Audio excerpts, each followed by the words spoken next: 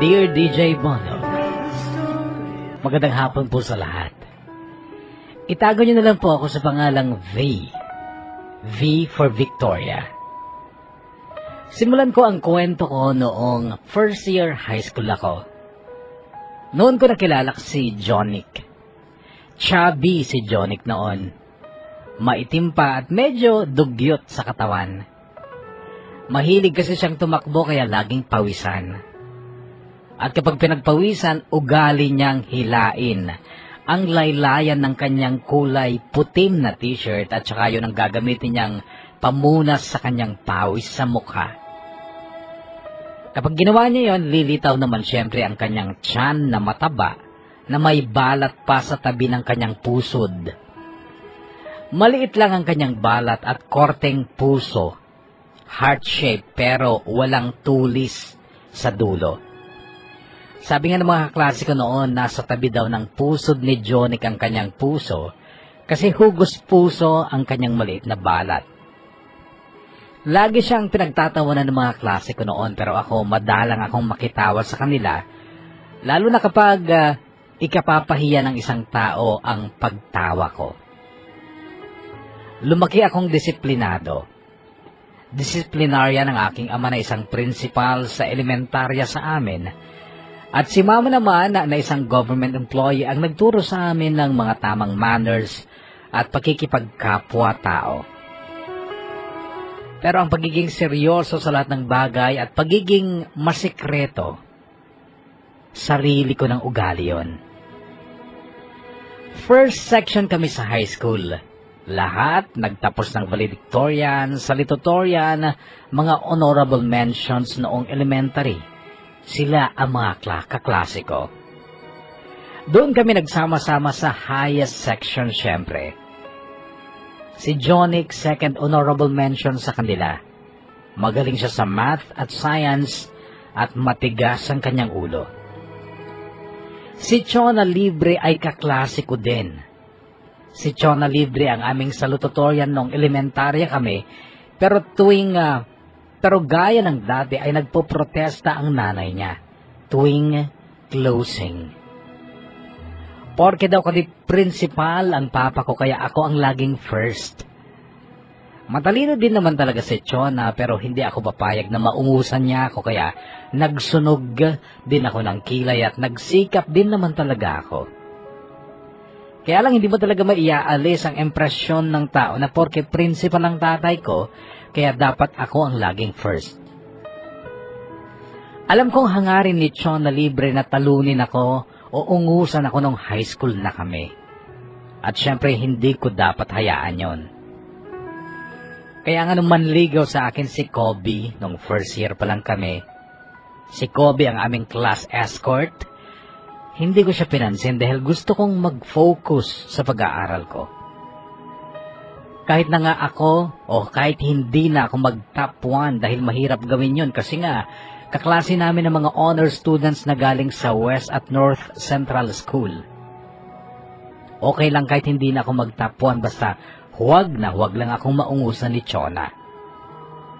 Kapag kasi nahulog ako sa kagwapuhan ni Kobe, alam ko mababawasan ang concentration ko sa pag-aaral. Bumarkada naman sa amin si Jonic, hinayaan namin kasi nakakatuwa siya. Kumikero siya, kaya lang may ayaw ako na biro niya. Sinasabi niya sa mga klase namin sa paraang pabiro na girlfriend niya ako. Tuloy ay tinutokso kami at hindi ako natutuwa, kaya iniwasan ko siya. Iniwasan ko si Jonic. Napansin ni Jonic ang pag-iwas ko sa kanya. Kinausap niya ako. Prinangka ko naman siya. Ang sagot niya, biro lang naman yun, V eh. Well, piliin mo ang taong bibiruin mo. At hindi ako nakipagbiroan sa'yo. Sorry. Sabi ulit niya pero tinalikuran ko siya. Ang totoo, deep inside me ay crush ko rin si Kobe. Pero hindi ako pwedeng ma-inlove. Pero kahit hindi ako pwedeng ma-inlove, gusto ko pa rin, syempre na isipin ni Kobe na wala pa akong ibang mahal. At lalong hindi si Jonic ang lalaking pwedeng magmay-ari ng aking puso. Natapos ang school year na yon ng first year na kami. Masaya ako kasi nasa top 6 ako at top 9 lang si Chona. Na-enjoy ko ang bakasyon noon kasi sa wakas, tigil aral muna. Nagbakasyon kami noon sa lola namin sa Tagaytay pero isang linggo ko lang na-enjoy ang bakasyon na yon dahil sinira ni lola ang enjoyment ko. Nagpatawag siya ng math tutor at iyon, sira ang bakasyon ko dahil nakihati pa ang tutorial class ko sa math. Then sumapit ulit ang pasukan. Nagulat naman ako sa malaking pagbabago ni Chona Libre. Walang duda na ungusan niya ako sa physical features. Ang laki ng itinangkad niya at malaki na rin ang kanyang dibdib, pumuti at gumanda at ang buhok niya rebonded. Ilang segundo siguro akong napanganga nung makita ko si Chona. Hindi niya ako pinansin dahil biglang lumapit si Kobe sa kanya at kinausap siya. Agad namang ngumiti si Chona kay Kobe at tingin ko noon ay nagkakagustuhan sila. Honestly, bagay sila. Si Jonic naman, chubby pa rin nung second year na kami. Halos walang nabago sa kanya, liban lang sa medyo naging seryoson siya. Hindi na siya maingay at hindi na rin gaanong malikot. Isa pang napansin ko kay Jonic, panay ang sulyap niya sa akin. Madalas ko siyang mahuling nakatingin sa akin pero hindi pa rin nanunumbalik ang close namin mula nang iwasan ko siya nung first year kami dahil sa pagbibiro niya sa mga classmate namin na girlfriend niya ako. Hindi kasi ako yung tipong okay lang na binibiro at pinagtatawanan o nagiging sentro ng tawanan. Ayoko ng ganon. Wala yon sa personality ko. Kahit huwag mo na akong kausapin basta huwag mo lang akong biruin lang hindi ko gusto. Okay na sa akin na may isa akong friend at iyon ay si Mercedes. Then nagkaroon ng elections ng class officers nung second year na kami. Si King pa rin ang presidente, vice si Angela, secretary si Micah, treasurer ako at escort pa rin si Kobe at ang bagong muse, si Chona Libre. Dahil doon ay lalo pa silang naging close ni Kobe at ang closeness nila ay medyo nagdulot sa akin ng konting sakit at insecurity kasi nga crush ko si Kobe. Tiniis ko yun at wala akong pinagsabihan kahit pa sa best friend kong si Merced. Ugali ko kasi yun, ang pagiging sobrang masikreto lalo na sa sariling damdamin ko. Actually kahit sa bahay namin, hindi ako vocal tungkol sa feelings ko. Ugali ko ang magkimkim, ang magpigil, ang magsikreto. Pinagbuti ko na lang noon ang pag-aaral ko. At noong matapos ang school year na yon, noong second year kami, maluwang ang ngiti ko. Kasi top 4 ako. Noong sumapit na naman ulit ang pasukan, third year na kami, first day ng klase ay maraming sorpresa, as in nakakagulat na sorpresa. Kasalukuyan naglilinis ng classroom ang mga kaklase ko nung dumating ako at akala ko ay may bago kaming kaklase na lalaki. Nakahubad kasi ng t-shirt ang mga lalaking naglilinis sa classroom. At napansin ko yung isang nakahubad at kung hindi pa dahil dun sa hugis puso na walang tulis na balat sa tabi ng pusod niya, hindi ko pa malalaman na siya si Jonic. Ang laki ng ipinayat niya at ang maganda o gumanda ang kanyang katawan, tumangkad pa. Napansin mo si Jonic? Grabe, hunk na. Tuwang-tuwang kalabit sa akin ni Merced. Paglingon ko kay Jonic na noon ay naglalampaso, napangiti siya sa akin, sabay kindat. Sa totoo lang parang ibang tao na si Jonic noon. Gumapo at naging fresh ang itsura niya na naging simpatiko at hindi ko magawang burahin sa isip ko noon ang pagngiti at pagkindat niya sa akin. Unang Friday ng pusakan, uwian noon at kasabay ko si Merced. Bigla na lang may nagsalita sa likod ko. Ang sabi niya, "V, pwede ba kitang ihatid sa paradahan niyo?" Ganito ang narinig kong salita. Paglingon ko, si Jonic. Parang gusto kong ngumiti noon kaya lang agad kong natandaan na hindi pa kami okay ni Jonic. Kaya hindi ako ngumiti. Sana naman wag mo na akong iwasan, V. Siguro naman sa mahigit 1 taon na hindi mo pagpansin sa akin dahil lang sa simpleng biro ko noon. Dapat naman sana napatawad mo na ako. Humingi ka ba ng tawad? Ganito ang sagot ko. E di hihingi ako. Patawad na. Sana mapatawad mo na ako. Hindi ko nasagot si Jonic dahil kinurot ako ni Merced sa tagiliran sabay sabing, "Huwag ka na magpakipot. Kukuritin kita sa singit," sabi niya. Narinig yun ni Jonic at paglingon ko sa kanya ay nakangiti siya. Yung ngiti niya, iba ang dating sa akin. Parang may magic na pampagaan ng loob at dahil doon ay napangiti na rin ako. Konti. Okay na? Thanks ha. Narinig kong sabi naman ni Jonic habang nakatitig sa mga mata ko. Hindi ko natagalan ng titig na yon dahil parang nakakatunaw ng puso. Hindi ko maintindihan ang sarili ko noon, kapuso. Bakit gano'n ang feelings ko for Jonic? In love na ba ako? Noon nga, kapuso, ay naging close na ulit kami ni Jonic. Every school day, kami ang magkakasama. Noon ko siya lubusang nakilala. Mahirap lang daw talaga sila. 10 silang magkakapatid at siya ay pang-8 at siya din lang ang nakatuntong sa 3rd year high school. Kasi 3rd year pa lang kami noon. Yung ate daw nilang isa ay hanggang 2nd year high school lang, pero all the rest ay elementary graduate lang ang tinapos. May 2 pa nga daw siyang kapatid na hindi man lang nakatapos kahit elementary lang. Siya lang daw ang nakakitaan ng talino at interes sa pag-aaral. Ang sabi niya minsan, kung sakasakali, ako lang sa buong pamilya namin ang makakatapos ng pag-aaral.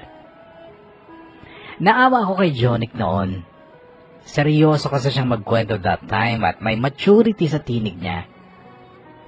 Nung bakasyon nga, napasabak na rin ako sa bukid kaya eto pumayat ako. Sabi niya tsaka tumawa. Tingnan mo palad ko, ang daming kalyo.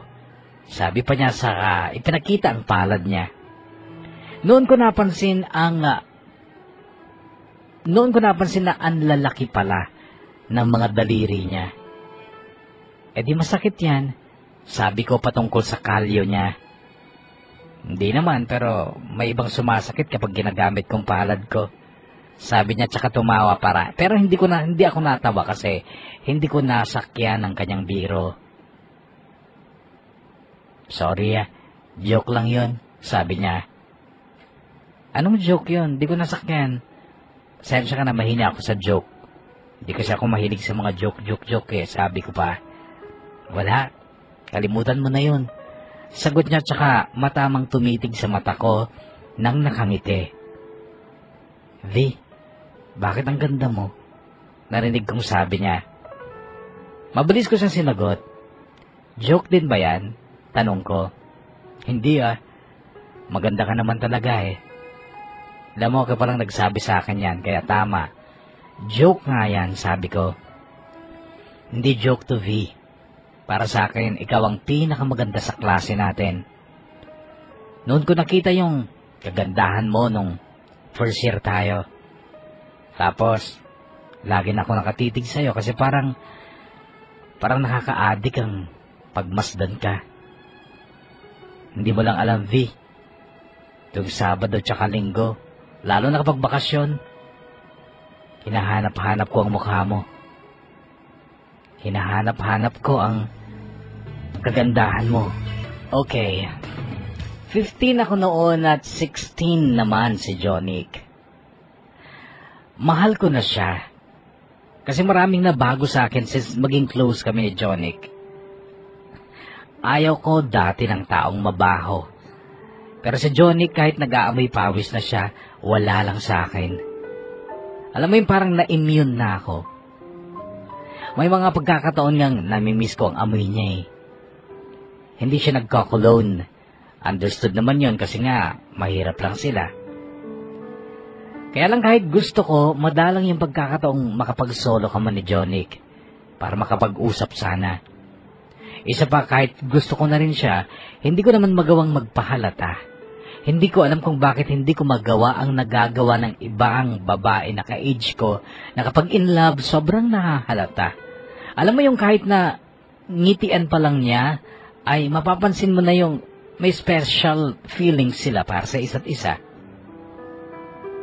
Naiinggit ako sa babae na matamis ngumiti, yung cute ang dating pag tiningnan mo, yung may landi. Hindi ko yun magawa. Hindi ako sanay makipagngitian, makipag-cutean. Sabi nila, nakakaganda raw ng mukha ang ngiti. Hindi ako palang ngiti, kaya tama ang kutob ko kay Jonic. Joke lang niya nung sabihin niyang maganda ako. Kasi paano ba naman gaganda ang babaeng asiwang ngumiti? Ako pati best friend ko si Merced ay hindi niya mahulaan ang saloobin ko. Isang araw nga bigla ko nalang narinig kay Merced ang salitang ito. Girl ka ba? Napalingon ako sa kanya. Okay, girl ka nga, pero what about your heart? Do you fall for the opposite sex o baka naman late bloomer ka lang? Teka, bakit ba sunod-sunod ang tanong mo? Kasi naman may nangyari pala. Well, naulinigan ko lang naman sa chismisan dyan, pero I'm sure wala kang alam tungkol doon. Ano ba yon? Si Kobe nag-effort pala na ligawan ka, pero dinedma mo lang. First year pa tayo nun, Sed. At ngayon si Jonic, nililigawan ka pala. Mga pinakagwapo na dito sa classroom natin, ano bang balak mo? O baka naman sina Angelica o si Chona ang type mo? Maming ka nga girl, tomboy ka ba? Sinulyapan ko lang si Merced noon. Hindi kasi siya ang unang taong nagduda sa pagkababae ko. Nung bata pa ako, tinatawag nila akong tomboy. Matigas daw kasi ang kilos ko at wala akong arte sa katawan. May butas nga ang tenga ko pero wala namang hikaw at alam ko din na hindi ako masyadong kilos babae at hindi ako maganda. Kaya lang muli ko pa rin narinig ang mga salitang ito mula kay Jonic isang araw. Hi beautiful, bati niya sa akin tsaka tumabi. Wala pa kaming teacher noon. Nagjo-joke ka na naman, casual kong sagot. V, ang tawagin kitang beautiful ay hindi joke. Sagot niya. Jonic, alam mong hindi ako maganda. Kaya tigilan mo ko, okay? Yun nga maganda sa'yo, V eh. Hindi mo alam na maganda ka. Napalingon ako sa gwapong mukha ni Jonic.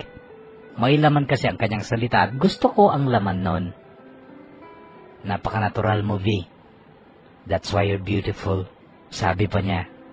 Tumigil ka nga, Jonic, okay?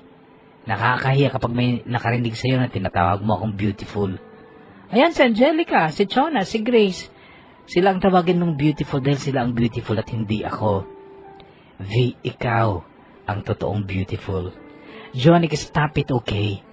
Gusto mo bang iwasan ulit kita? Madiing tanong ko. Sorry.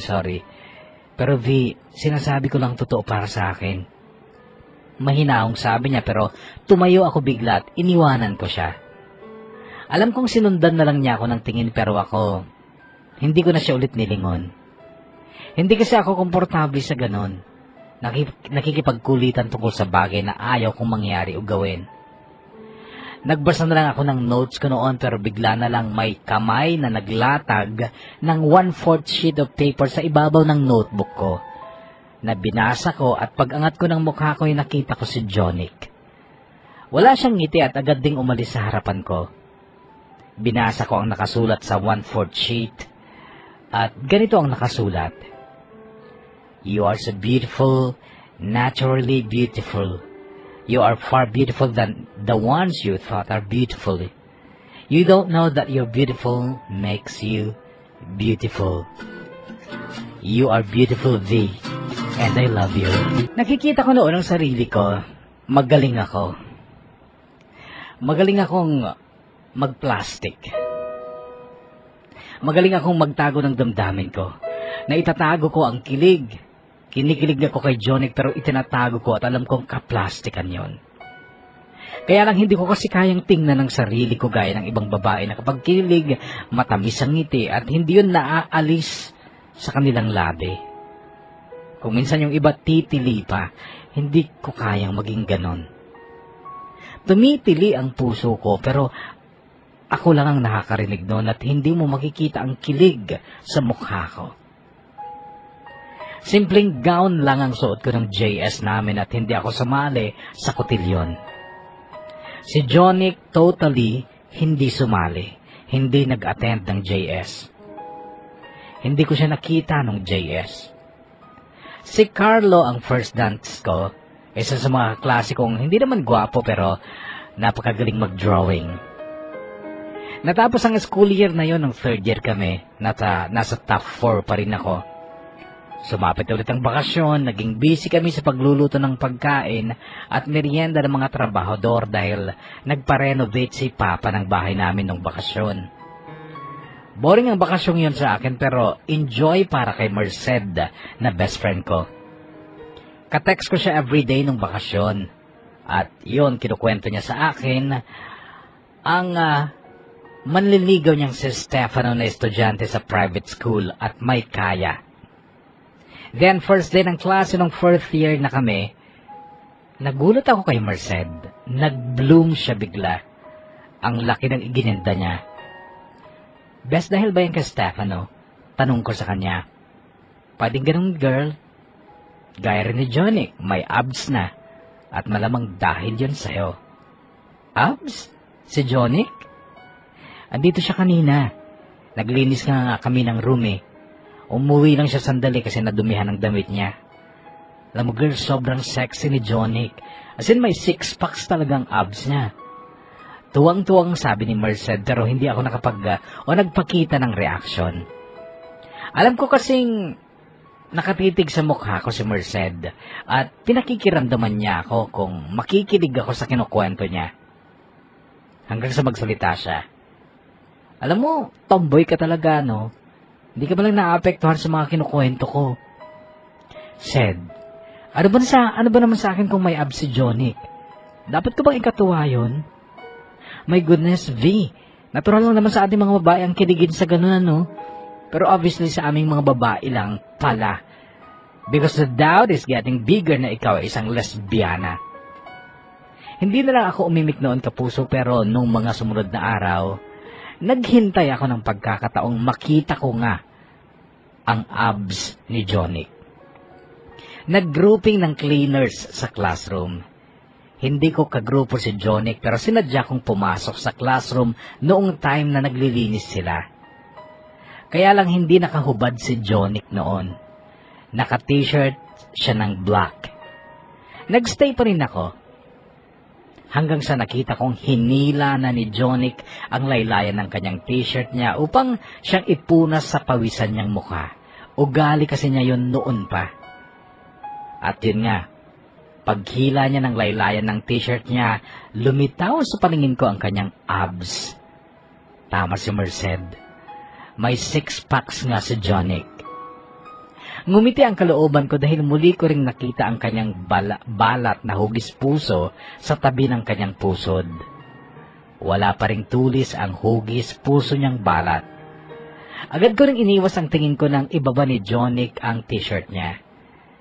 Kaya lang bahagya akong nataranta nang biglang may magsalita sa likod ko. Babae ka naman pala eh, pero plastic nga lang. Si Merced ang nagsalita. Kitang-kita ko kung paano matitigan ang abs ni Jonic eh. Ang lagkit mong tubitig pala kapag walang nakatingin sa'yo ah. Pero from afar, pinagmamasdan kita girl at gusto kong umamin ka. Gusto mo rin si Jonic, di ba? Pinagnanasahan mo rin siya, di ba? Hindi ko gusto ang mga narinig kong yun kay Merced kaya't binara ko siya. Said, shut up, okay? Hindi lahat ng babae kagaya mo, ibahin mo ako. Pagkasabi ko noon ay iniwanan ko siya. Naglakad ako papuntang library pero hindi mabura sa isipan ko ang itsura ng sexing tiyan ni Jonic na may tatak na korteng puso na walang tulis. Sa totoo lang, may kilig sa kalooban ko noon. Pero nandun lang yon at hindi mo yon makikita sa mukha ko. Hindi ka na magha-high school ulit. Minsan lang mag-high school ang isang tao pero ikaw ganito lang ang gagawin mo sa high school? Puro ligaw yata ang inaatupag mo ha, Vincent. Sermon ito ni Papa sa inaanak niyang si Vincent na ang parehong magulang ay nasa Abu Dhabi at si Papa bilang ninong niya ang siyang tagapirma ng card niya. Hindi kasi magaganda ang grades ni Vincent na nag-aaral pa naman sa private school. Ngingiti-ngiti lang si Vincent kahit pinagagalitan siya ni Papa. Hindi kami close ni Vincent. Si Ate Pinky ko ang vibes niya kahit matapos siyang makapagpapirma ng card niya kay Papa ay umalis na ito nang hindi man lang ako nilingon. Umuugong sa isipan ko ang sermon ni Papa sa kinakapatid kong si Vincent. Minsan ka lang mag-high school sa buong buhay mo. Ewan ko kung bakit negatibo o hindi negatibo ang dating ni Vincent sa akin, bagkus ay nakaramdam pa nga ako ng inggit sa kanya. Mabababa nga ang grades niya pero nakita ko ang ngiti sa labi niya kahit pinagagalitan siya. Puro ligaw daw ang inaatupag niya. Siguro may girlfriend siyang mahal na mahal niya. At iyon ang kinaiinggitan ko. Yung saya ng pagkakaroon ng boyfriend at yun ang wala sa akin. Okay, matataas nga ang grades ko. Pero 4th year na ako, 0 pa rin ang love life ko. Nalungkot ako sa ideyang yon at wala akong ibang sisisihin kundi ang sarili ko kapag nag-graduate ako ng high school na hindi man lang nakaranas magka-boyfriend at hindi ako papayag. Gagawa ako ng paraan. So the next day, nagpakita ako ng matamis na smile kay Jonic. Kaya lang ang gago, hindi ako sinukulian ng ngiti. Disappointed ako pero nag-try ulit ako nung hapon na. Uwian na noon. Nginitian ko na naman ulit siya. Ngumiti din siya pero halatang ngiting gawa-gawa lang, hindi natural. Kaya ang sabi ko, fake naman yung smile mo. Nakakapit ako nun sa braso ni Merced at naglalakad kami palabas ng gate. Sumagot si Jonic. Fake din naman yung ngiti mo eh, sagot niya. Natigilan ako sa sagot na ito ni Jonic. Hinila ko si Merced para maunahan namin si Jonic sa paglalakad. Napahiya kasi ako sa ginawa kong pagngiti sa kanya. And obviously, hindi yun effective at nakakalungkot yun. Nakaka-bad trip. July 8, nung magsimula ang intrams namin pero hindi ako athlete at wala akong pakialam sa intrams. Kinabukasan, July 9, biglang nagyaya si Merced. Birthday daw ni Stefano na boyfriend niya na noon at gusto niyang mag-picnic kami sa farm nila Stefano. Chaperon ako, ganon, chaperon. Banat ko sa kanya. Di sama mo si Jonic, mabilis siyang sagot. Sasama naman kaya yon. Sagot ko pero hindi na siya sumagot sa akin. Patakbo siyang lumabas at natanaw ko na lang na kausap niya na si Jonic sa labas. Maya-maya pa magkasabay na silang lumapit sa akin. Matamis ang ngiti ni Jonic pero ako naman ang walang loko, lakas ng loob na makipagnitian sa kanya.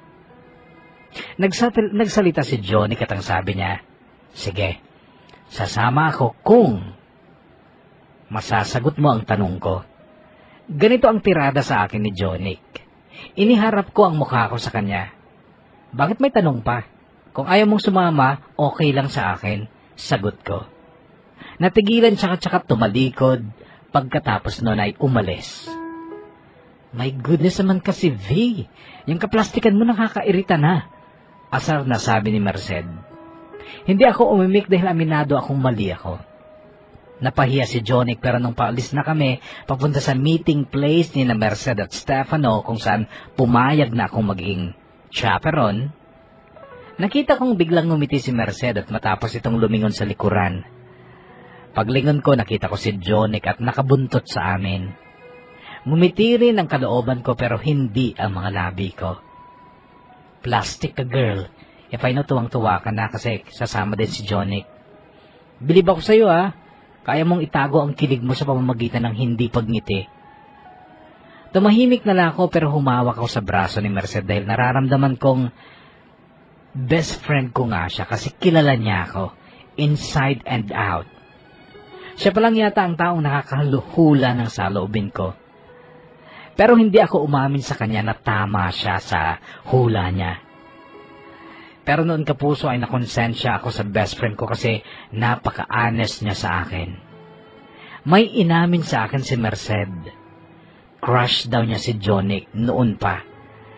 Kaso ramdam daw niya na hindi siya ang gusto ni Jonic kundi ako na best friend niya kaya okay lang na sa akin na lang mapunta si Jonic. Total meron naman daw siyang boyfriend. Ang hiling lang sa akin noon ni Merced ay sana huwag kong masyadong pahirapan si Jonic. Nung maabutan kami ni Jonic, nagsalita siya at ang sabi niya, "Sorry ha, nag-walk out ako kanina." Narinig kong sabi ni Jonic nung maabutan niya kami, "Huwag ka nang sumagot V, okay?" Saway sa akin ni Merced. "Masamang tabas ng dila mo eh. Baka mamaya makapagsalita ka na naman ng hindi maganda." Sabi pa niya. Nakangiti noon si Jonic at nakangiti rin ang kalooban ko dahil ang totoo, sobrang kilig ako noon kapuso. Kasi nai-imagine ko na ang magiging scenario sa picnic. Kasi hindi ba, by partners kami. Sina Merced at Stefano at kami naman ni Jonic. Higit pa sa inaasahan ko ang saya na nangyari sa picnic. The place was perfect.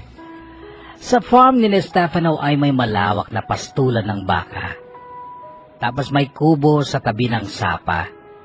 Kubo na walang dingding, may sahig lang na kawayan at kugo ng bubong.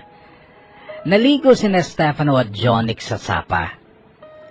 Nanatili naman kami ni Merced sa kubo pero kahit medyo malayo sila ay natatanaw namin sila. Mababaw lang kasi ang sapa. Tawa ng tawa si Merced dahil naka-boxers lang ang dalawa. At tuwing aahon sila ay nakikita namin ang mga bakat nila. "Malaki yung kay Jonic, girl," narinig ko pang sabi ni Merced sabay tawa. Pero ako, pinipigilan ko pa rin ng matawa umangiti. Kunwari ay tinutuon ko ang atensyon ko sa pagpe-prepare ng mga pagkain ginala ni Stefano para pag-ahon nila ay kakain na kami. Kaya lang biglang tumawa ng malakas si Merced. Paglingon ko sa sapa ay nakita ko si Stefano. Nakababa ang boxers niya kaya't litaw ang puwet niya pero sinadya niya yon para patawarin si Merced. Doon ay natawa na rin ako. "Ikaw nga din, Jonic," sigaw ni Merced kay Jonic. Ayoko ng likod eh. Gusto ko harap ang pakita ko," sigaw naman ni Jonic. "Sige nga," sigaw ulit ni Merced. Noon ay yumuko ako dahil sa takot kong baka totohanin ni Jonic yun. Ayaw ko kasi makita yun eh. Ayaw ko muna at mabuti na lang at hindi naman niya ginawa. Pag-ahon nila nakapantalon na sila. Piniga nila ang kanilang boxers tsaka inilatag sa ibabaw ng malaking bato sa sapa. Noon ay kumain na kami. In fairness, marami talagang handang pagkain si Stefano. May kaya kasi sila. Yung kotse pa lang na sinakyan namin, magara na. Mamanahin na raw yan ni Stefano kapag college na siya. Nagsusubuan ang dalawa nung kumakain na kami. Subuan mo nga din si Besco, Jonic. Utos ni Merced kay Jonic. Napalingon sa akin si Jonic at parang gusto nga din niya akong subuan, pero inunahan ko siya. Ang sabi ko, kumpleto ang mga kamay kong ibinigay ni Lord. Kaya kaya kong sumubo ng pagkain ko, sabi ko. "Asus, girl, killjoy ka manin." Mabilis ding sabat ni Merced. Pagkatapos namin kumain ay nagligpit na kami. Ang dalawang lalaki ay humiga sa sahig pero biglang bumangon si Stefano. Masakit daw ang tiyan. Tumakbo sa sapa upang doon dumimi. Inasal siya ni Merced. Nung hindi niya na matanaw si Stefano ay kay Jonic naman siya bumaling. "Bakit ganyan ang balak mo, Jonic? Puso na walang tulis," tanong niya kay Jonic. Ang sagot naman ni Jonic, "Malalagyan ng tulis ito balang araw. Mabubuo ang hugis puso nito kapag natagpuan ko ng babaeng mamahalin ko at mamahalin din ako." Nakangiting sagot ni Jonic. Nung bumalik si Stefano ay inasar na naman siya ni Merced. Pero naglabas ng pentel pen si Stefano tsaka nagsimulang magsulat sa poste ng kubo. Isinulat niya ang date na naroon kami at mga pangalan namin. "Pahiram nga tol," sabi ni Jonic kay Stefano. Inabot naman ni Stefano ang pentel pen kay Jonic. Nagsalita si Jonic. "Isang letra lang ang kailangan para mabuo ang puso ko," sabi niya. Inabot niya sa akin ang pentel pen.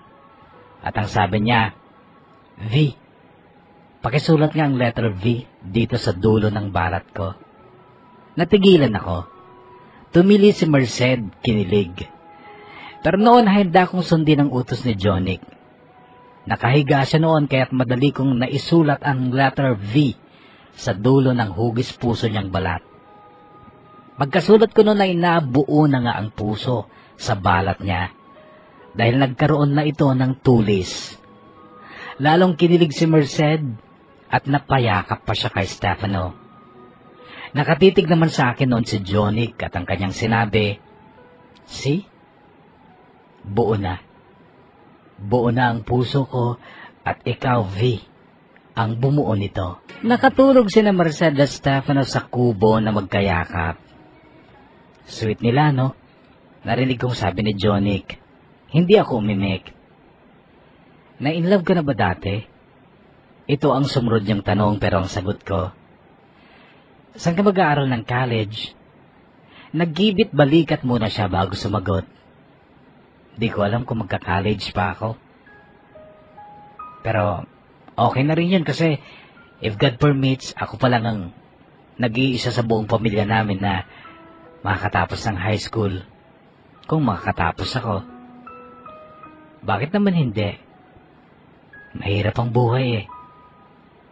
Sana naman makapag-college ka.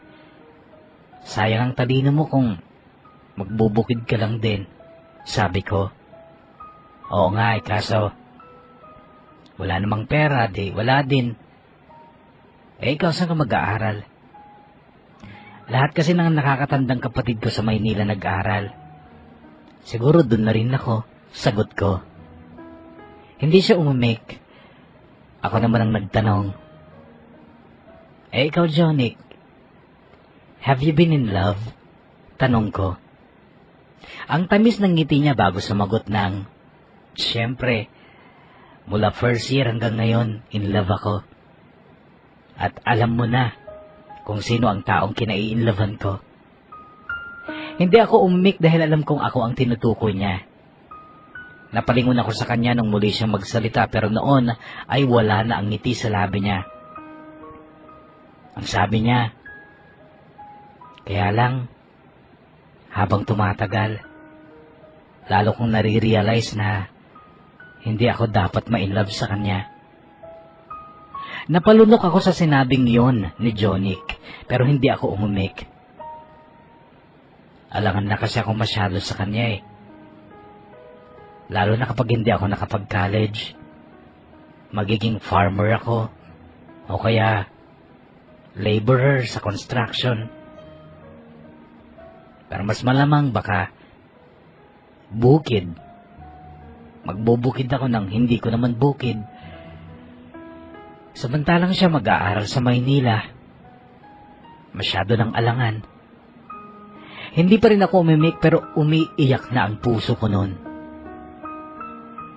Masakit sa akin yan pero matatanggap ko naman siguro. Siyempre dapat lang na ka-level niyang mamahalin niya. At ako naman, makakita rin siguro ako ng ka-level ko.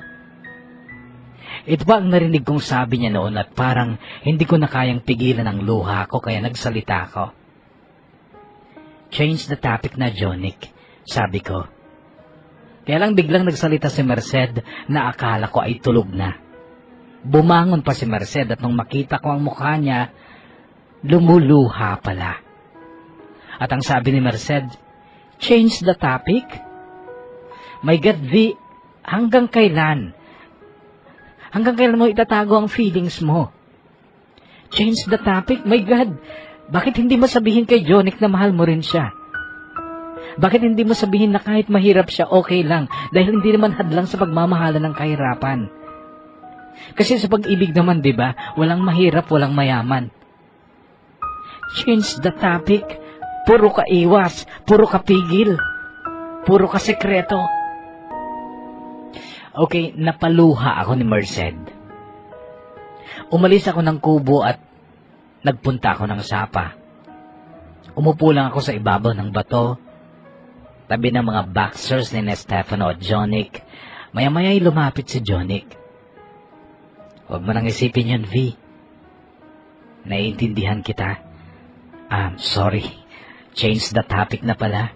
Sabi niya sabay dampot sa boxers niya, tinupi tsaka niya ibinulsa. Napangiti ako sa ginawa niya. Hindi mo na isusuot? Tanong ko. Hindi na. May brief naman ako eh. Nakangiting sagot niya. Anong oras tayo uuwi? Tanong ko. Mamaya lang daw. Pagkagising ni Stefano. Sagot niya.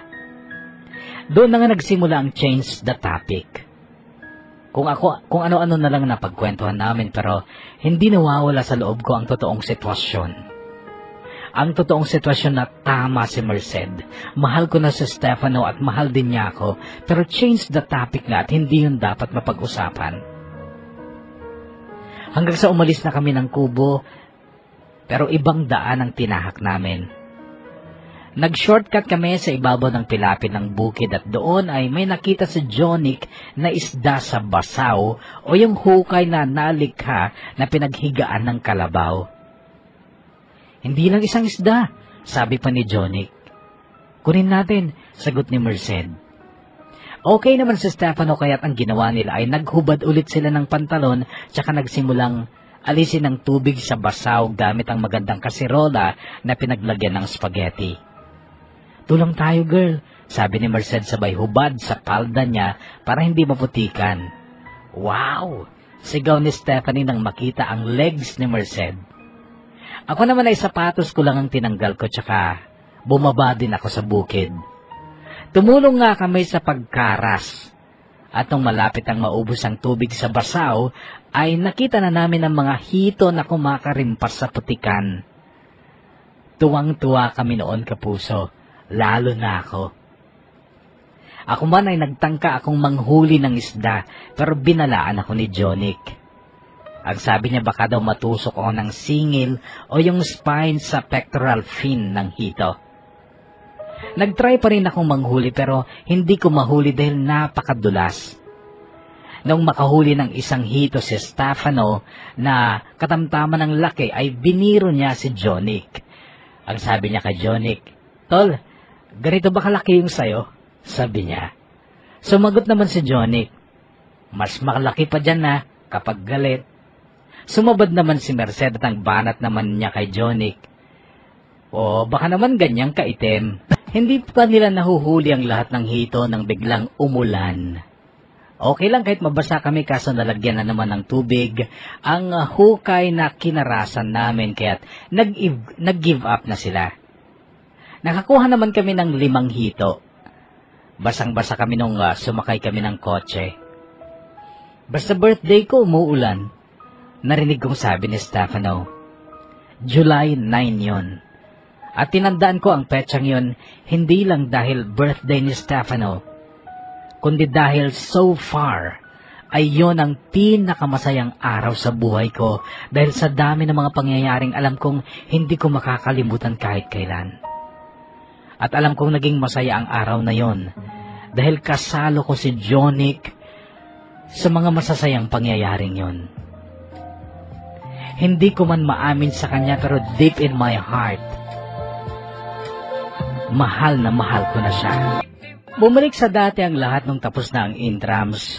Back to the normal routines and I was back to my usual self. Well, with Jonic around pero ganun lang. Hindi na ulit siya nagsalita tungkol sa damdamin niya sa akin. Dumaan ang mga araw, sumapit ang Pebrero at kapag Pebrero, JS Prom. Ako na mismo ang nagsabi kay Jonic na sasali kami sa kotilyon at kami ang partners. Okay naman sa kanya. Pag-iipunan daw niya ang pangrenta ng Amerikana. So nung simula ng practice para sa kotilyon, nakipractice kami.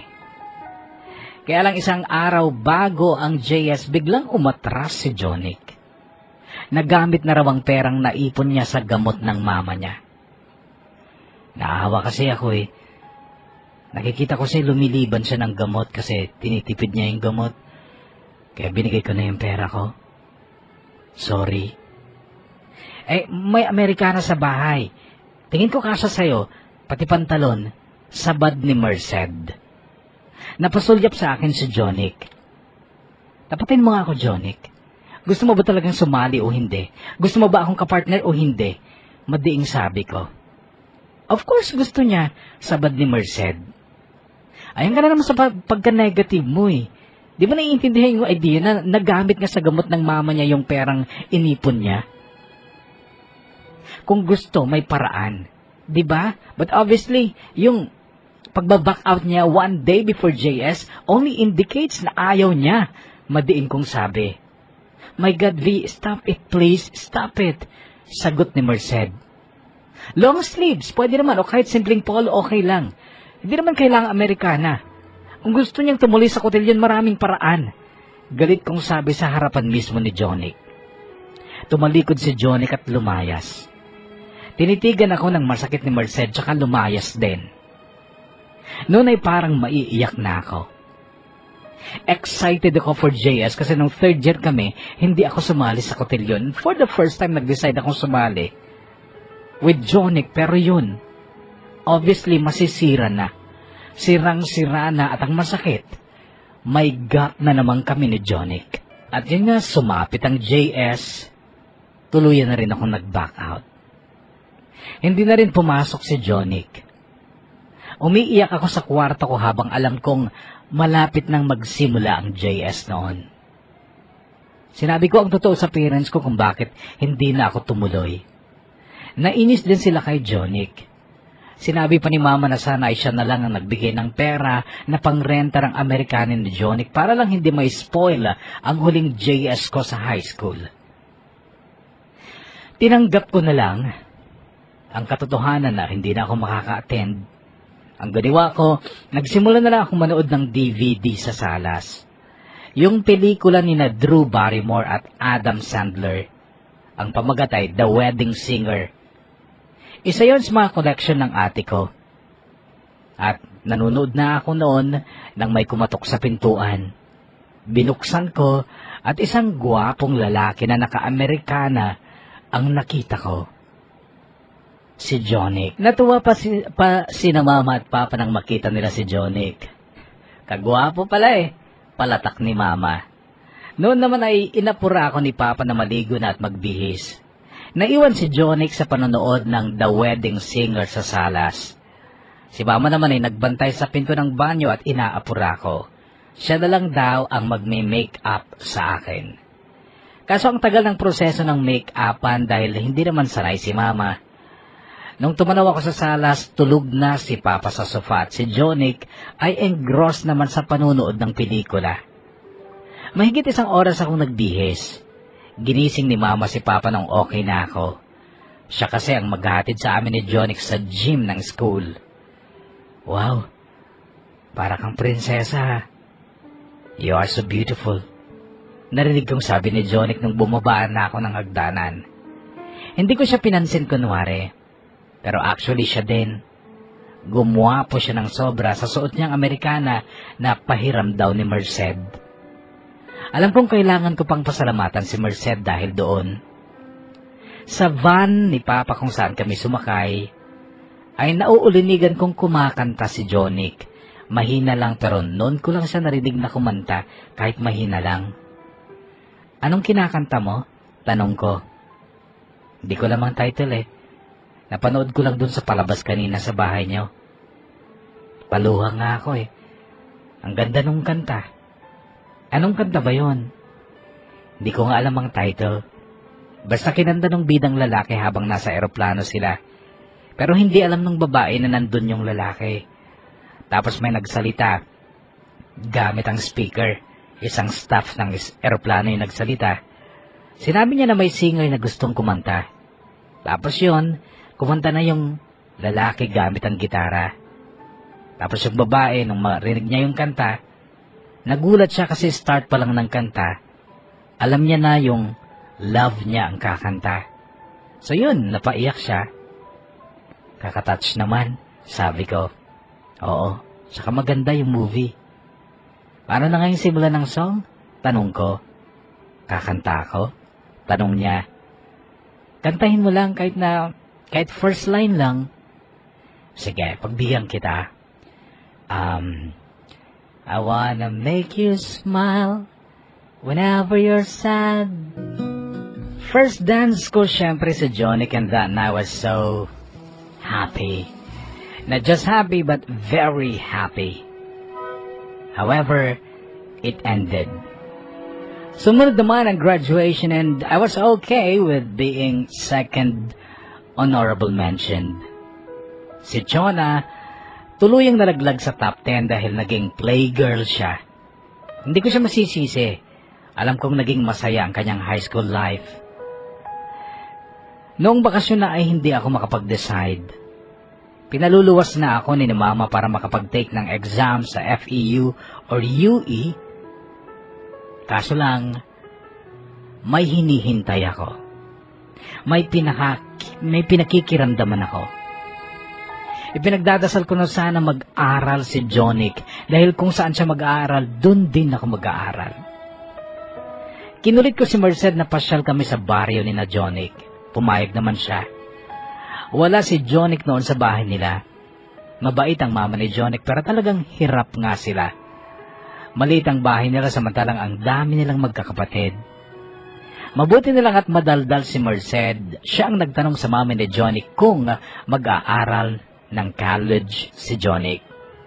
Oo, mag-aaral siya pero dyan lang siya sa CSU. Sigurado po yan? Ako naman ang biglang nagtanong. Ngumiti ang mama ni Jonic. Oo, sigurado na yon. Tutulungan siya ng kapatid niyang panganay. Nagmakaawa naman kasi si Jonic na pag-aralin siya kaya kahit papano ay makakapag-aral siguro. Noon pa lang ako kapuso nakapag-decide kung saan ako mag-aaral. Nagulat lang si na Mama at lalo na si Papa nung sabihin ko na dyan sa CSU sa bayan ako mag-aaral. Napakarami nilang tanong pero ang sabi ko na lang, ayokong lumayo sa inyo eh. Hindi ko kaya, sabi ko. Hay nako Victoria, don't lie to me. Babae din ako and if I'm not mistaken, dahil yan sa partner mo ng JS. Hindi na lang ako nag-react pero syempre tama si Mama. Dahil yun kay Jonic. Kaso, talagang binadtrip ako ni Papa. Hindi maganda yan, V. Hindi ako sang-ayon na dyan ka mag-aaral. Gusto ko sa Maynila ka mag-aaral and I know that you know the reason why. Mataas ang standard ng education sa Manila, kaya dun ko nga pinag-aaral ang mga kapatid mo. Pumunta ka sa Maynila bukas na bukas din kasama ang mama mo. Dun ka mag-aaral. Unang araw ng pasukan. Here we go. College life. Masaya ako dahil kahit sa malayo ay natanaw ko si Jonic. May kasama siyang isang lalaki at isang bading. Wala pa akong friend noon kasi si Merced ay sa Baguio nag-aaral. Sa school kung saan nag-enroll din ang boyfriend niyang si Stefano. Sinadya kong humarang sa dadaanan ni na Jonic at kagad kong nakita ang masayang ngiti sa labi ni Jonic. Hindi siya makapaniwalang makikita niya ako doon. O ba't nandito ka? Tanong niya. Noon ay iniwan siya ng mga kasama niya. Eh dito ka nag-enroll? Sagot ko. Talaga, akala ko ba sa Manila? Ayoko dun eh, layo. Sagot ko. Tumawa siya. Halos hindi ko maialis ang tingin ko sa mukha niya. Umitim siya pero ewan ko kung bakit tuwing umiitim siya, lalo siyang gumagwapo para sa akin. Sa totoo lang malaki ang pagkakahawig nila nung isang PBB Teen Edition 4 housemate ngayon na si Roy. Ganon ang mukha, kulay at tayo at height ni Jonic noon. Noon yun na, nung nasa ganong age si Jonic. Pero sa tingin ko nga parang mas gwapo pa si Jonic kasi matamis siyang ngumiti. Si Bea naman ang naging close friend ko sa klase at siya ang lagi kong kasama. Kaso namimiss ko ng sobra si Merced noon dahil sa pagkaprangka niya. Yung ingay niya, wala kasi yun kay Bea. Mahinhin at tahimik si Bea. Si Bea ang kasama ko nung hapong yun sa waiting shed malapit sa school. Malakas ang ulan noon pero may humintong van at sumakay na si Bea. Naiwan ako pero may mga kasama akong ibang estudyante na hindi ko kilala. Mga nag-aabang din ng sasakyan o nagpapatigil ng ulan. Nang biglang may dumating, tumatakbo upang sumilong din sa waiting shed. "Uy, nandito ka pala," sabi niya. Si Jonic. "Basa ka na oh," sabi ko. Hinubad niya ang polo niya. Wala siyang sando. Doon ay lumantad ang kanyang abs pero hindi ko tiningnan. Kaya lang napansin ko ang balat sa tabi ng kanyang pusod. Parang buo naman na. May tulis na. Dahil doon ay sinulyapan ko ulit. Buo na yan. Permanente na yung tattoo na letter V dyan, sabi niya. "Pinatattoo mo?" tanong ko. "Oo. Para sa ganon, hindi na nabubura. Gaya lang ng pagmamahal ko sa'yo ang tattoo sa balat ko. Forever na yan. At hindi na mabubura kahit kailan." Gusto kong ngumiti noon pero pinigilan ko. "July 9 ngayon, no?" sabi ko. "Tama. Si Steph, no?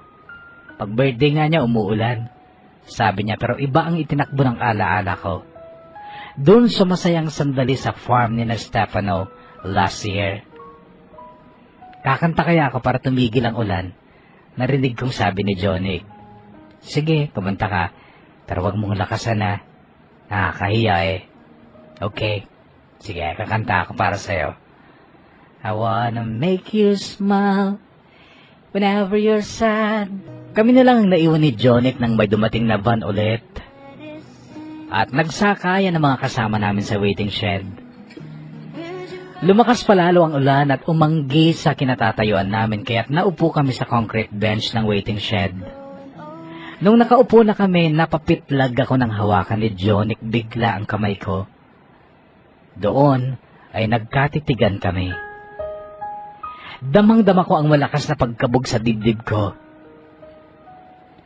Mula nung first year tayo, mayroong 3 salita na gusto kong bigkasin sa'yo, sabi niya, habang nakatitig sa mga mata ko. "V, I love you." Noon ay napangiti na ako. Ngayon ko lang nakita ang hindi fake na ngiti sa labi mo, V. Ibig bang sabihin niyan, mahal mo rin ako? Noon ay parang naumid ulit ang dila ko sa pagsagot. "Oo, sabihin mo lang na oo, madali lang yun, V. Oo, sabihin mo," sabi niya. "Oo," sabi ko. Noon ay lalong tumamis ang ngiti niya pero ang paglapit ng mga labi niya sa labi ko ay hindi ko napaghandaan. Pero nung madama ko ang pagsayad ng labi niya ay pumikit na lang ako. Pumikit na lang ako pero parang nabibingi ako sa lakas ng pagkabog ng dibdib ko. Hindi ko ba i-explain yung sarili ko? Halos hindi ako nakatulog kinagabihan at nadamay si Merced sa puyat dahil nagte-text kami tungkol sa pagsagot ko kay Jonic. Kahit hindi ko nakikita si Merced ay alam kong kilig na kilig siya sa naging eksena namin ni Jonic. Pero nakakalungkot dahil hindi man lang nagtagal ang kilig na yon. Kinabukasan sa school, sa gate pa lang, nakita ko na si Jonic kasama ang isang lalaki at yung baklang si Rydon na kakaklase ko. So hinintay ko sila. "Hi," bati sa akin ni Rydon. "Hi," bati ko rin pero kay Jonic ako nakatingin. At walang kangiti-ngiti si Jonic. Tinanong ko siya, "Okay ka lang? Magkakilala kayo?" Tanong ni Rydon pero mabilis ang sagot ni Jonic. Oo. Classmate ko siya nung high school." Ganon ang sagot ni Jonic. Parang umugong yun sa utak ko, classmate nung high school. Pinilit kong ngumiti. Then sabay na kami ni Rydon na naglakad papuntang classroom namin. Ano mo si Jonic? Tanong ko kay Rydon. Humiwalay na kasi sina Jonic kasi iba ang department nila. Bali uncle ko siya. Papa ko, panganay nilang kapatid. Ah, yes. Pamangkin niya ako pero mas matanda pa ako ng 9 months sa kanya. Kwento ni Rydon. Masakit pa rin sa akin ang ginawa ni Jonic noon. Bakit hindi niya nasabi sa pamangkin niya na GF niya ako? Bakit kailangan niyang itago? Nawala ako sa focus sa mga klase ko that day at sinikap kong makausap si Jonic nung matapos ang araw na yon. Nagstay ako sa waiting shed sa paghihintay sa kanya.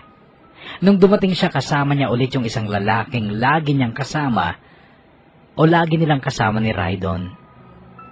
Ngumiti ako sa kanya pero kumindat lang siya sa akin. Kindat lang at hindi man lang lumapit sa akin.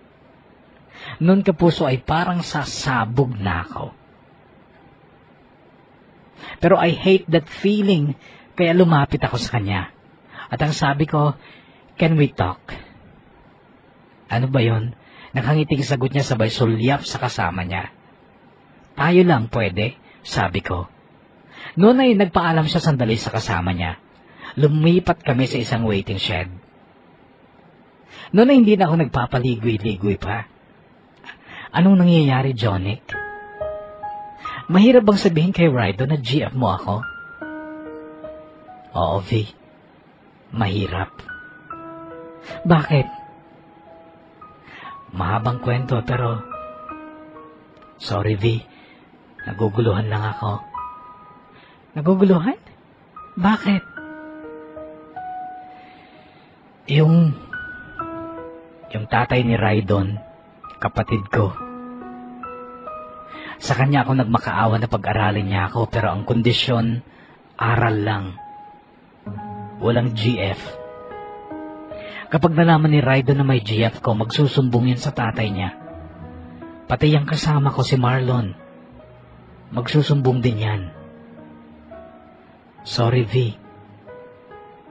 Pero sana naman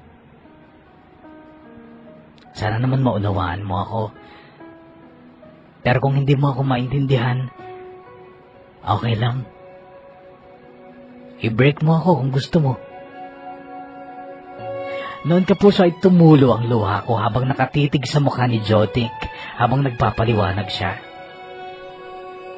Pero sandali lang yun dahil humakbang ako palayo sa kanya at nung may dumaang tricycle ay sumakay ako.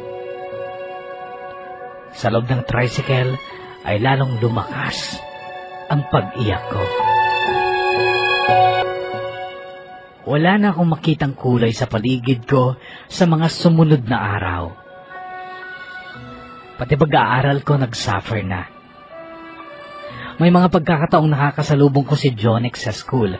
Alam pong nakatingin siya sa akin.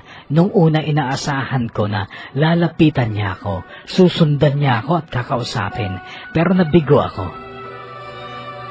Hindi siya lumapit. Hindi niya ako kinausap. Ang sakit. Ang hirap. Alam ni Merced kung paano ako umiiyak tuwing gabi kapag nagtatawagan kami. Ang gusto ni Merced, mag-adjust ako for Jonic. Okay lang naman daw na itago namin ang relasyon namin.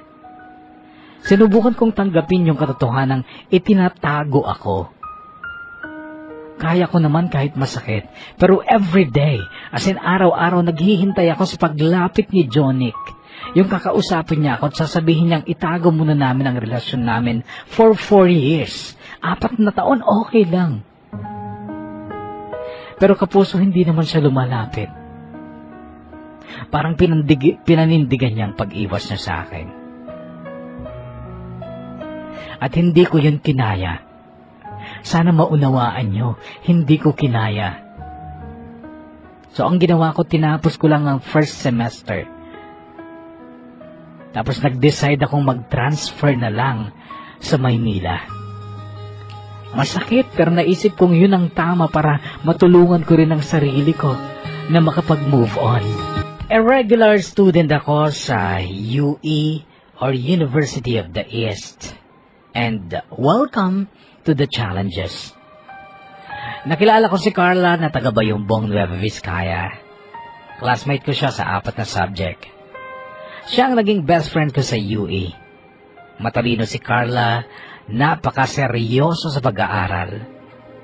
Marami daw siyang pangarap at una na doon ang iahon ang pamilya niya sa kahirapan. Nahawa ako kay Carla. Aral, aral, aral, aral. Tuwing July 9, pinapansin ko kung uulan o umuulan.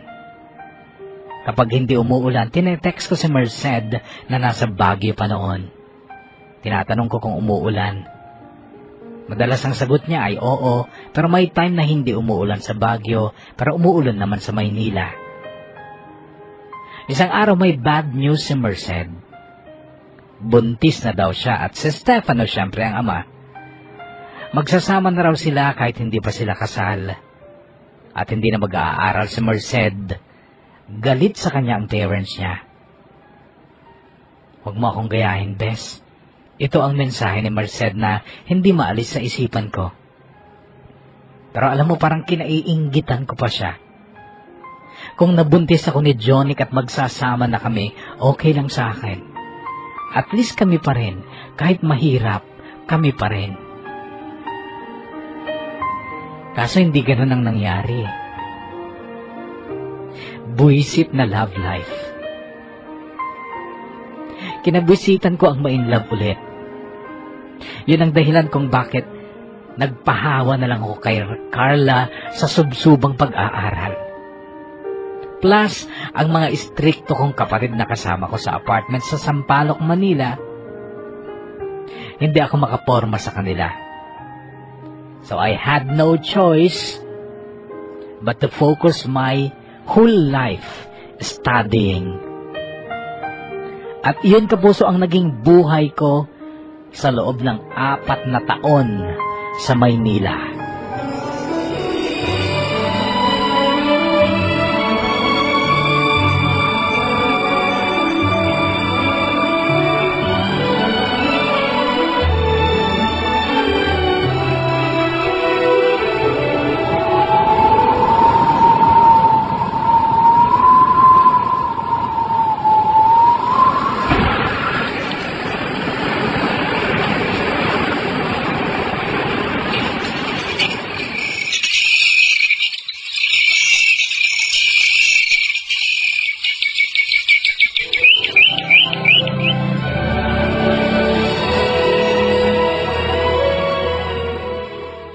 Agad ako nakapagtrabaho after graduation sa Nick Phil sa Makati bilang administrative assistant.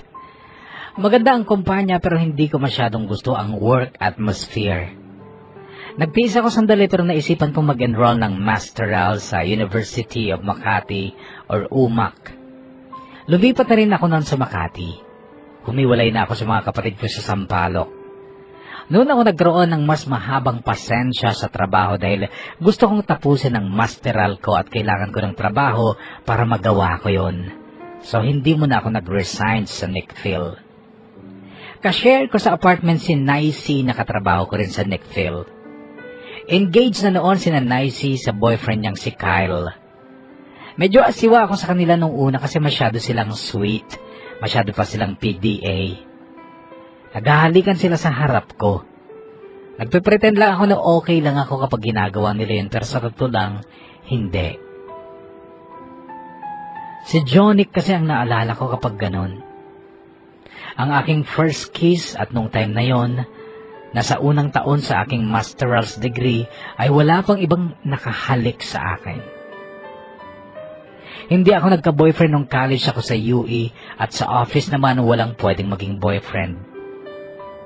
Well, hindi naman ako umaasam na magka-boyfriend kasi nga may mga ginagawa pa ako. May nirereto naman ang mag-asawang Merced at Stefano. Pinsan daw ni Stefano, engineer at naghahanap na ng mapapangasawa. Ipapakilala daw sa akin sa binyag ng pangalawang anak nila kung saan ninang ako. Well, okay na akong kapuso. May maganda akong trabaho at tumatanda na ako. Kailangan ko na rin talagang buksan muli ang puso ko. Umuwi nga ako dito sa Cagayan ng binyag ng anak nila Stefano at Merced. Dito na sila nakatira noon kasi graduate na rin si Stefano.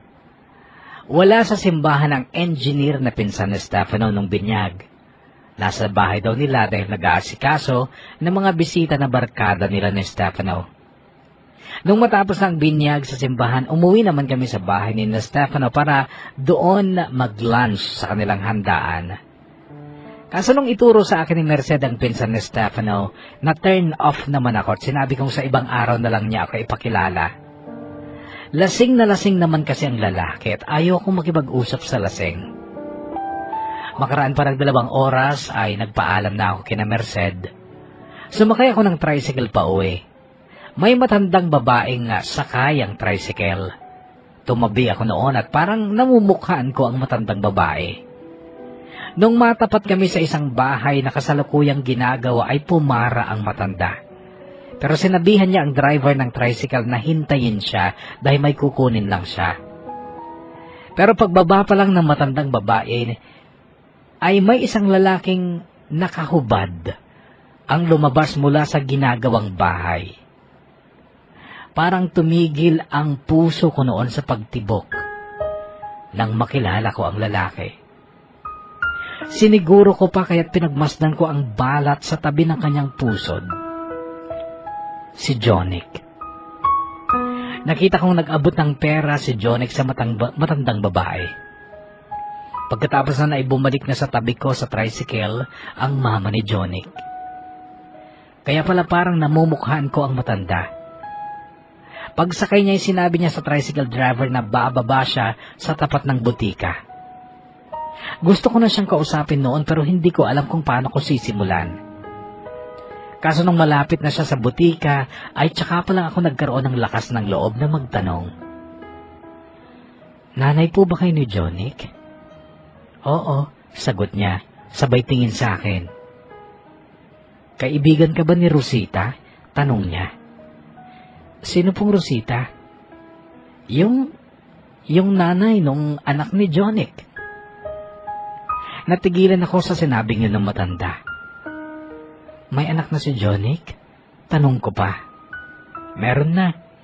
Eto nga't bibili na naman akong ng gamot ng bata. Napakasakitin.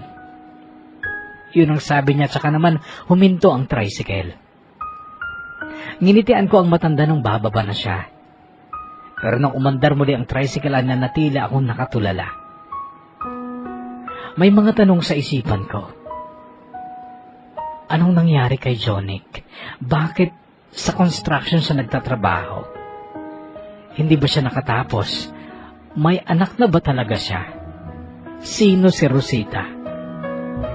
Ito ang mga tanong sa isip ko noon kasabay ng pagtulo ng luha ko na hindi ko namamalayan dahil kasabay noon ay ang pagbabalik sa alaala ko ng mga masasayang moments namin ni Jonic noon. Hindi ko na inasampang makilala ang pinsan ni Stefano na engineer. Bumalik na ako ng Maynila at nagpatuloy sa buhay na walang love life. Ilang buwan pa ang dumaan hanggang sa sumapit ang defense ng aking masteral thesis. Nagmamadali akong pumasok sa audiovisual room nang sa kanto ng koridor ay may makabangga akong isang lalaki. Tumapon ang ilan sa mga dala kong papel pero mabilis niyang pinulot ang mga ito at panay ang paghingi niya ng sorry. Gwapo ang lalaki, neat sa pananamit at pati ang kutis, buhok, malinis. Nung mapulot niya ang mga papel ay tumayo siya at inabot sa akin ang mga papel. Napangiti ako nang mapansin kong may balat sa leeg niya. Nung una akala ko kiss mark. Sorry ulit ma'am. Victoria. Victoria ang name ko. Alfie. Ako naman si Alfie. Nice meeting you, Alfie. Mona Hayes kasi defense ko ngayon ang aking thesis. Wish me luck, Alfie. Sabi kong nakangiti pero mas matamis ang kanyang ngiti. Good luck, Victoria. Aabangan kita mamaya, pwede? Narinig ko pang sabi niya. Tumango na lang ako. Hanggang sa makarating ako sa audiovisual room ay nakangiti pa rin ako kasi may maganda akong naramdaman sa ginawa ko. Feeling ko parang hindi ako yon. Nakipagngitian at nakipagkilala ako sa lalaking noon ko lang nakita. Wow, masaya pala, sabi ko sa sarili ko noon. Tuloy ay naging cool ang defense ko sa aking thesis at maganda rin ang naging remark sa akin ng mga jury ko. Pagkatapos kong mailigpit ang mga gamit ko sa aking defense ay lumabas na rin ako ng audiovisual room at pagbukas ko pa lang ng pinto, nakita ko na ang lalaking parang kanina pa naghihintay sa labas. Si Alfie. Naghintay ka talaga ha? Sabi ko. Yes. I know na-stress ka sa defense mo. Kain tayo sa labas. May treat, sabi niya. Date na ba yan? Di pa kita kilala, sabi ko nung nakangiti. Inilabas niya ang ID niya mula sa loob ng kanyang polo. Binasa ko naman ang kanyang ID. Isa siyang instructor sa school na yon. Okay sir, let's go, sabi ko. Lumuwang ang ngiti niya at ako naman magaan ang loob ko. May saya na hindi ko maipaliwanag. Pakiramdam ko bago na ako and I enjoyed it. And parang gusto kong sabihin sa sarili ko noon na handa na akong magmahal ulit. Besides, malaya naman na ako. Malaya na ako mula sa nakaraan and I need to start again with the new me. Cool and easy and happy. Gusto ko nang maging ganon. Forever. Sa restaurant ay nagpakita ng sobrang pagka-gentleman si Alfie. Single siya at mas matanda lang ng 2 taon sa akin. Noong una, kwentuhan naman ang tungkol sa thesis ko. After that, naging personal na ang topic. He started with the question na kung may boyfriend ako. Mabilis akong sumagot ng wala. Pero, nagkaroon ka na ng boyfriend? Yes. Bakit kayo nag-break? Ito ang sumunod niyang tanong. Natigilan ako at napatitig ako sa kanya. Walang breakup eh. Sagot ko matapos kong maalala na bigla na lang akong umalis noon nang hindi kami nagkausap man lang ni Johnny. So, walang closure ang relationship niyo, sabi niya. May asawa at anak na siya ngayon, sagot ko. Pero tinangay ng isip ko ang maaaring mangyari kung nag-usap man lang muna kami ni Johnny bago ako nag-transfer ng Manila. Hindi kasi siya lumalapit noon at hindi rin ako nag-effort para kausapin siya. Ano nga kayang nangyari kung nag-usap muna kami? Pipigilan kaya niya ako? Kahit nung gabi na bago ako matulog ay nasa isipan ko pa rin si Johnny. Well, Alfie was nice pero wala akong maramdamang spark or anything special sa kanya sa ilang oras naming magkasama. Gwapo siya, neat, matalino, pero bakit ganon? Tinext ko si Merced at nagkwento ako about Alfie. Sinabi kong gwapo at matalino si Alfie pero wala akong maramdaman sa kanya. Ang sabi naman sa akin ni Merced, kaya nga may ligawan, di ba? Magpaligo ko sa kanya till ma-develop ka. Paano kung wala pa rin akong maramdaman kahit matagal na siyang nanliligaw? Di basti din mo at maghintay ka ng ibang lalaking magpapatibok talaga sa puso mo. Naisip kong tama si Merced. Sabi pa niya, bata pa naman daw ako at hindi raw ako dapat magpakadesperadong magka-boyfriend. Enjoy lang daw muna ang pagkadalaga ko. One thing na hindi niya masyadong na-enjoy kasi nga maaga siyang nag-asawa. May politika sa opisina at hindi ko yun gusto. Nakaka-stress sa mga katrabaho ko kaya't naghanap ako ng ibang mapapasukan. Hanggang sa sinabi ni Papa na may hiring sa kumpanya ng kumpare niya dito sa Tuguegarao. Pinadala ko ang resume and other documents ko. Dinala yun ni Papa sa kumpare niya. The next day, tumawag sa akin ang kumpare ni Papa.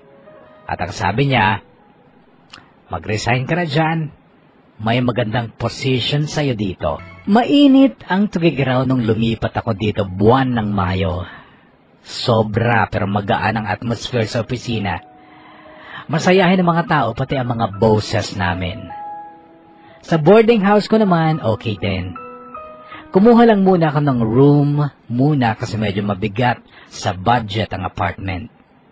Then every weekend umuwi ako sa amin kasi sobrang nai-enjoy ko ang mag-alaga sa baby na pamangkin ko. Anak ng panganay namin. Buwan pa lang ng June, matindi na ang pag-ulan. Pero July, nung ma-stranded ako sa isang waiting shed, matapos akong bumaba sa van. Galing ako ng Tugigaraw noon at naka-uniform pa ako nung umuwi ako sa amin.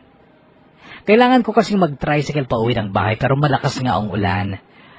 May mga tao sa waiting shed na binabaan ko nang bumaba ako ng van pero hindi ko sila pinansin. May humintong van, may sumakay na dalawa. Pero pakiramdam ko ay may 2 o 3 tao pa sa likod ko at ramdam ko ang isa na lumapit sa akin. Hindi ko nilingon pero nagsalita siya. At ang sabi niya, July 9 ba ngayon? Huh? Johnny? Nginitian ko si Jonic nung makarecover ako sa pagkagulat ko. Kumusta na ma'am? Narinig kong sabi niya. Okay lang sir, sagot ko naman. Ngumiti siya. Yung ngiting yun so far, ang pinakamatamis na ngiting nakita ko sa buong buhay ko. Ngiting noon ay parang nagpapaluha sa akin. Madungis ang suot ni Jonic noon pati ang mga kasama niya. Hula ko yung mga kasamahan niya yon sa construction. Maya-maya pa ay may humintong tricycle at tinawag sila ng driver. Sumakay ang 2 kasama ni Jonic pero siya ay nagpaiwan. Ang sabi niya sa akin, samahan mo na kita dito ma'am hanggang sa makasakay ka, sabi niya. Tinitigan ko siya. Gusto ko siyang iyakapin. Gusto kong kalimutan ang katotohanang may asawa at anak na siya. Parang gusto kong bumalik sa nakaraan. Sana pwede pa hanggang sa hindi ko namamalayang may luha na sa mata ko. At nakita niya yon at ang sabi niya, huwag kang umiyak ma'am. Naiiyak na rin tuloy ako. Ma'am ang kanino ko pa naririnig na tawag niya sa akin. Porke siguro naka-office uniform ako at siya ay halatang galing sa trabaho sa construction. Anong nangyari sa'yo, Jonic? Hindi ka ba nakatapos? Mahabang kwento pero oo, hindi ako nakatapos. Nung mawala ka, tumigil na rin ako. Ano? Nung umalis ka sa CSU, huminto na rin ako. Bakit? Nung mag-iwasan tayo, sobra akong nahirapan. Kinausap ko na yung kuya ko na nagpapaaral sa akin. Inamin ko sa kanya na may girlfriend na ako kasi ayaw ko naman na tinatago ko sa kanila o kahit kanino. Nangako ako sa kuya ko na hindi maapektuhan ang pag-aaral ko kahit may girlfriend ako. Pero hindi siya pumayag. Sinabi niya i-break daw kita. Sabi ko hindi ko kaya kuya. Huminto ka na.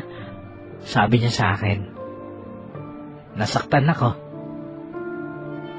Pumasok pa rin ako nung unang araw ng klase ng second sem. Kahit hindi na ako naka-enroll.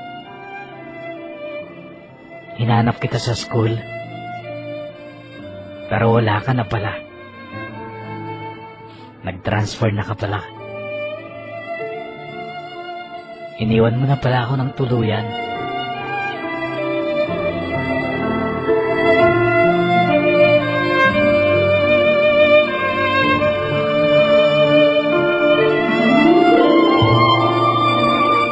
So, parang ako ang may kasalanan kung bakit tayo naghiwalay, Jonic. Yan ba ang gusto mong sabihin? V, inasahan kong mauunawaan mo ang kalagayan ko. Alam mo ang pangarap ko, di ba?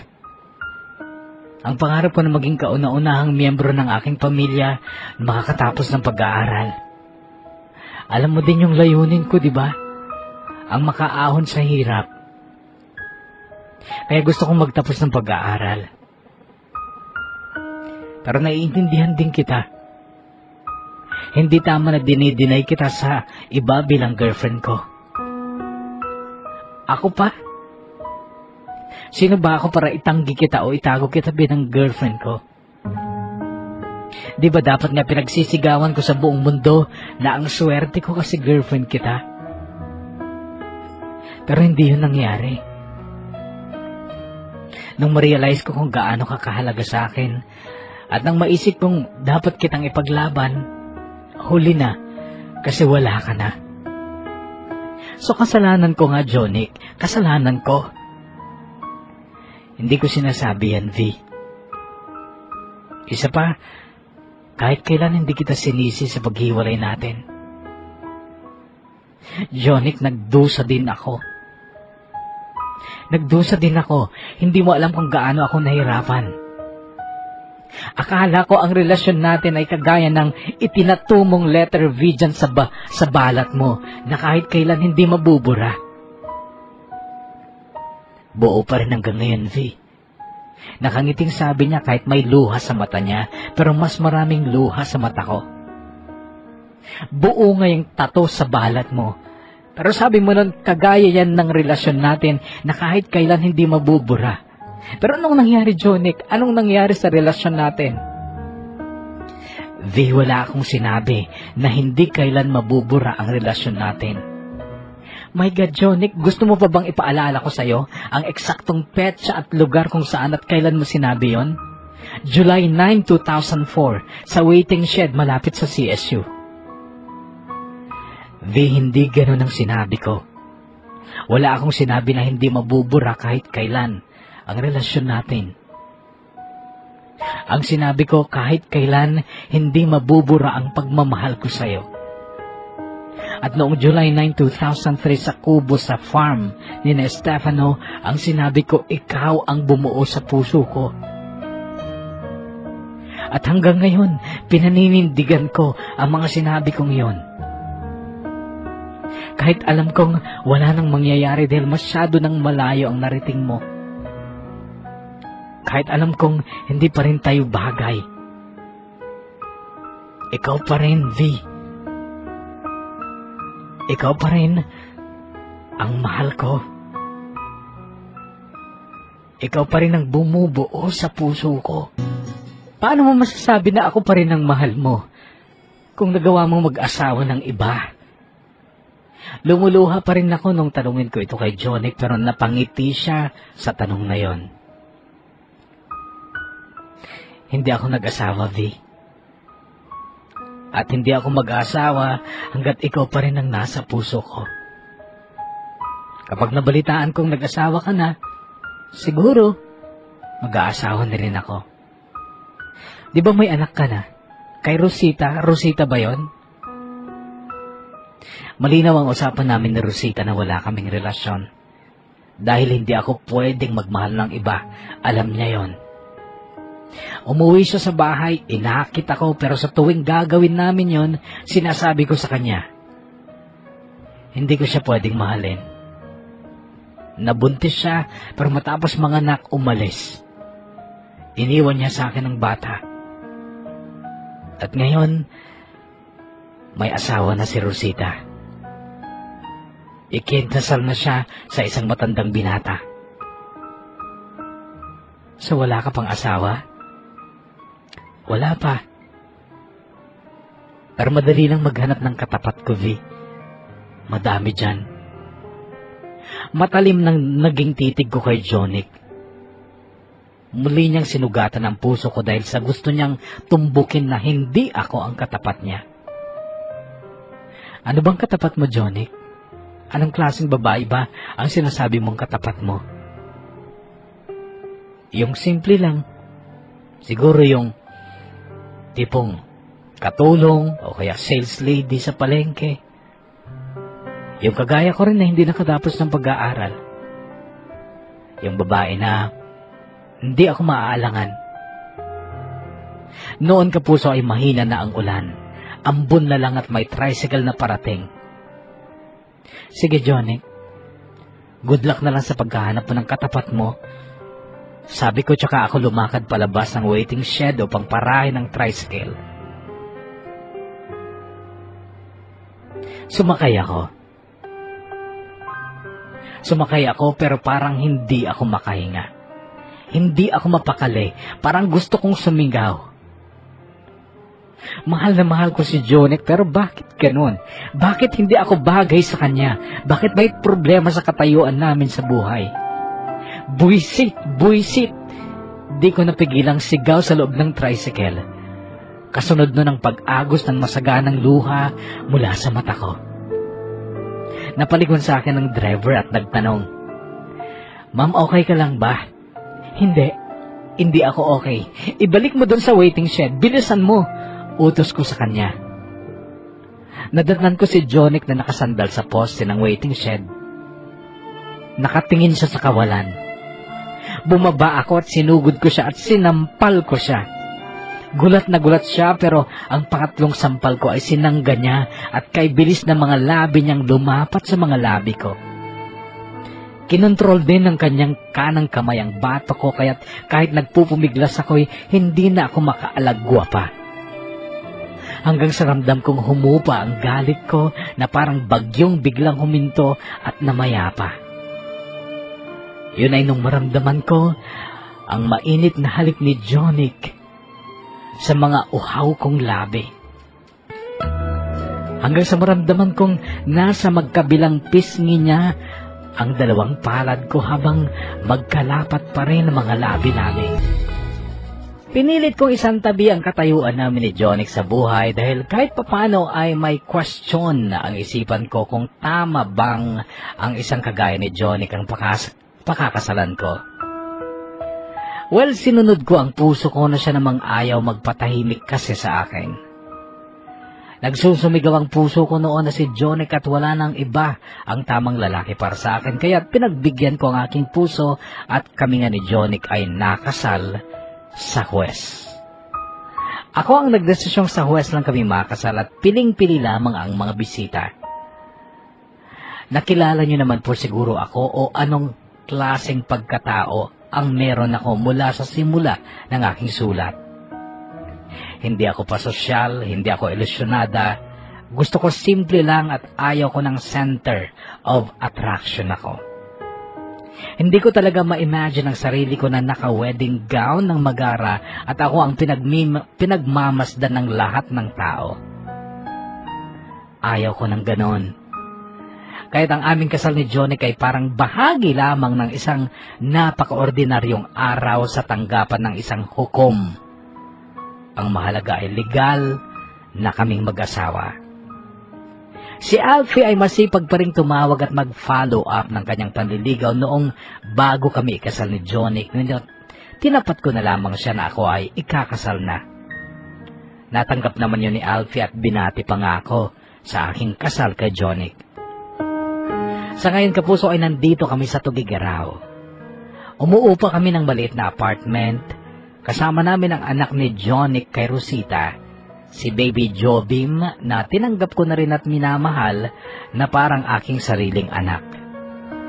Kasama din namin dito ang pinsan ni Jonik, ang dalagitang si Ana na siyang tagapag-alaga ng bata kapag kami ni Jonik ay wala. Nagtatrabaho kasi ako at si Jonik naman ay nag-aaral.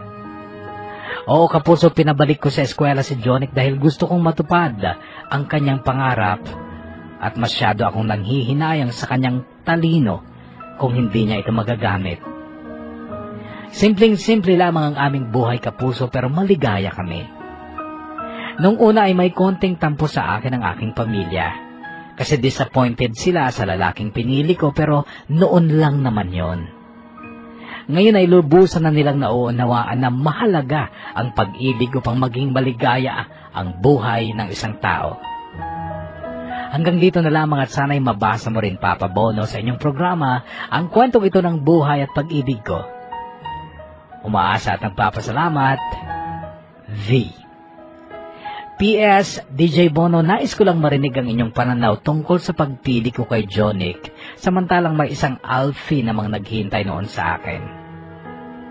Hindi naman po sa nagsisisi ako sa aking desisyon, pero sa tingin nyo lang, tama bang puso ko talaga ang sinunod ko sa aking pagpili ng mapapangasawa? Gumagalang at nagpapasalamat, Victoria.